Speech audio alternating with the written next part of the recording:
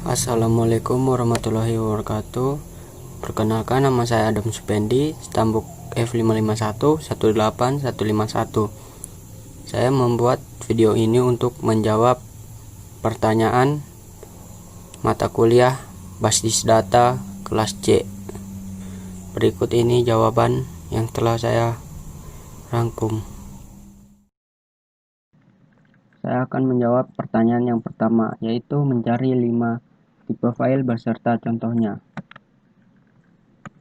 1. File master merupakan file yang terpenting pada suatu sistem. File yang digunakan untuk menyelesaikan tugas pokok tertentu. Contohnya rumah sakit yang memerlukan catatan tentang data pasien, catatan penyakit, dan file lainnya. 2. File transaksi. File ini digunakan untuk merekod data pembayaran dan dapat memperbarui file master. Contohnya merekam data hasil pembayaran tagihan air atau listrik yang membentuk file transaksi. Yang ketiga, file laporan. File yang berisikan data yang dibuat untuk laporan hanya bisa dicetak atau ditampilkan di layar monitor. Contohnya data laporan keuangan atau akuntansi sebuah perusahaan. Yang keempat, file sejarah.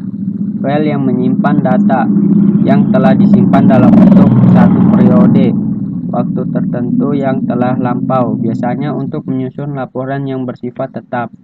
Contohnya laporan skripsi mahasiswa, laporan akhir tahun perusahaan. File cadangan. File ini merupakan salinan file yang masih aktif di dalam database pada suatu saat tertentu. File ini digunakan sebagai cadangan bila file yang aktif mengalami kerusakan atau hilang. Contohnya hard disk internal dan penyimpanan online lainnya. Soal nomor 2 yaitu aplikasi DBS. Macam-macam aplikasi DBS beserta sejarahnya. Yang pertama, Oracle. Aplikasi ini pertama kali mulai didirikan pada era 1977. Oracle sudah banyak generasinya, di mana versi terbaru dan akhir berada pada versi 11. Oracle sendiri merupakan salah satu contoh database yang kompleks dan fitur yang lengkap dibanding Microsoft SQL dan MySQL. Kelebihannya yaitu 1. Memiliki kemampuan yang baik untuk melakukan manajemen database. 2. Jumlah data dan angka yang di-handle sangat besar. 3. Pengelolaan data dengan cepat dan akurat. 4. Memiliki kemampuan untuk melakukan cluster server. 5. Dapat melakukan manajemen user. 6. Multi-platform. 7. Pemrosesan data yang tepat. 8. Memiliki kemampuan yang flashback.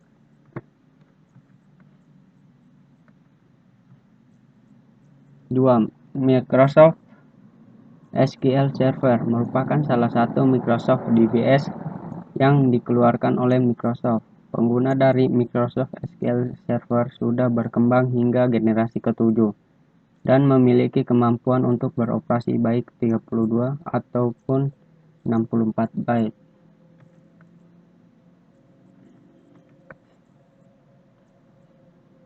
Kelebihannya 1. Bekerja sangat baik pada sistem operasi Windows. 2. Mendukung banyak software database. 3. Dapat membuat clustering data. 4. Mengendalikan pengendalian dari sebuah database yang terpusat.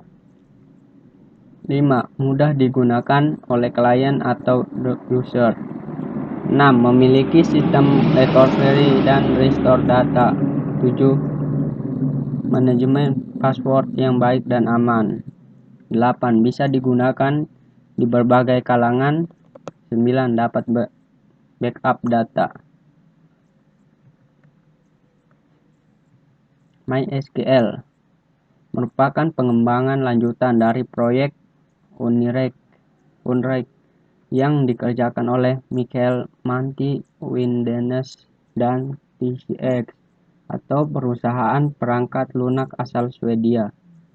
Kerjasama ini bertujuan untuk mengembangkan sistem database yang baru, dan pada 1995 dirilislah MySQL yang dikenal pada saat ini.